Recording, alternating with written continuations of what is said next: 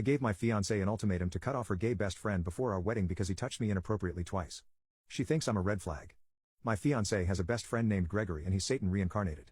At the start of our relationship, my fiancé wanted us to be really close because she loved the idea of the two men in her life getting along. Well, I tried, but Gregory proved to be an awful person right from the start. We were hanging out with some of my friends one night, and when one of them started talking about an argument he had with his wife and how he hates fighting with her, Gregory was quick to say, "Dump that bitch. Women are hoes anyway." My friend got really mad and told him to apologize for calling her a degrading word. Gregory refused and said he was just being honest. They got into a fight, and truth be told, he deserved to get that beating. I told my fiancée what happened the very next day and she laughed.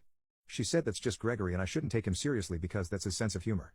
I said none of that was funny and I don't feel comfortable being around him anymore. She told me that I better get over it because she wasn't going to end their friendship. Gregory called her later that night and let her know he got beat up. I didn't hear the end of it when she got off that phone call.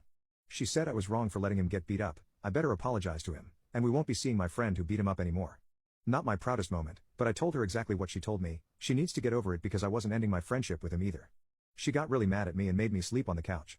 I didn't want to be near her that day, so I was more than happy to do so. Eventually, we made up, but I told her I was going to keep my distance from Gregory from now on. She kinda just scoffed at me and said she needed us to get along, so he was always going to be around from now on. And she stuck to her word. She invited him over constantly and he always made these weird jokes about hating women that my fiancé just laughed at. They were watching a movie with really graphic scenes of women getting assaulted and he said they deserved it. My fiancé laughed, hit him lightly on the arm and said, "Greg, you're so bad. You can't say that." But she wasn't scolding him. Gregory is gay, but that doesn't excuse his hateful behavior towards women, and it makes me wonder if he thinks that way about my fiancé. I brought this up to her and again, she dismissed his actions by saying he was joking. Everything went downhill when my fiancé invited Gregory over to drink. They got really wasted. Gregory even trashed my whole house. But my fiancé blacked out and passed out on the couch. I was in our bedroom the whole time he was here, but I went out to see why it had gotten so quiet all of a sudden. When I saw my fiancé sleeping, I went to get her and put her to bed. That's when it happened. Gregory snuck up behind me, grabbed my butt, and hugged me from behind. His grip on me wasn't strong, but I immediately froze. He then said that I should be marrying him because my fiancé doesn't deserve me. He said he could treat me so much better than her, and when he kissed my neck, that's when I pulled him off me. I told him to never do that again, and if he did, I was going to punch him. He called me baby multiple times and cried about how much he loved me. He said he could turn me gay if I just gave him a chance. I kicked him out of my house when he said that and took my fiancé to our bedroom. I thought that if I told my fiancé about this when she woke up, she would immediately stop being friends with Gregory. But she thought it was the most hilarious thing in the world. She said he had too much to drink, so it doesn't matter what he did. I let her know how uncomfortable he makes me, but she didn't care. In the end, she called me homophobic and said I had to change my ways or else, maybe she was going to marry the wrong person. I was floored.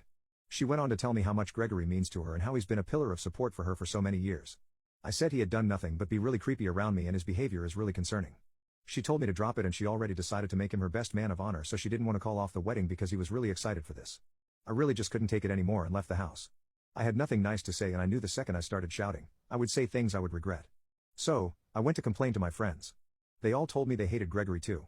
My friends' wives/girlfriends mentioned how my fiancé always brings him along to their hangouts, even if it's strictly a girls' night.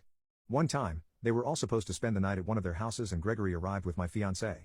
The girls all protested against this and Gregory went on a tangent saying this is why he hates women and they were being super sensitive over nothing. The owner of the house said if Gregory didn't leave on his own accord, then my fiancé also wasn't allowed to stay. She actually ended up leaving with him. She's really codependent with him and I don't understand why. He's just not a good person to have around. I went back to my house after spending the night at my friend's. I decided I was going to put my foot down to get things to change. Thing is, when I arrived at my house the next day, Gregory was there. He was all cuddled up with my fiancé on the couch.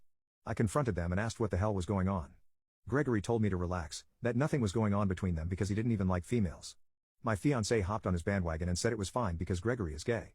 I demanded that he leave the house, but my fiancé said that I needed to get along with Gregory because I was going to be seeing a lot more of him. When I asked what she meant by that, she dropped the biggest bombshell on me. Gregory had gotten evicted from his apartment and my fiancé let him move in with us. Oh, F that. I said I needed time away from both of them and went into my room to pack some things. I heard my wife encouraging Gregory to go talk to me alone in our bedroom, but he wanted to do more than talk.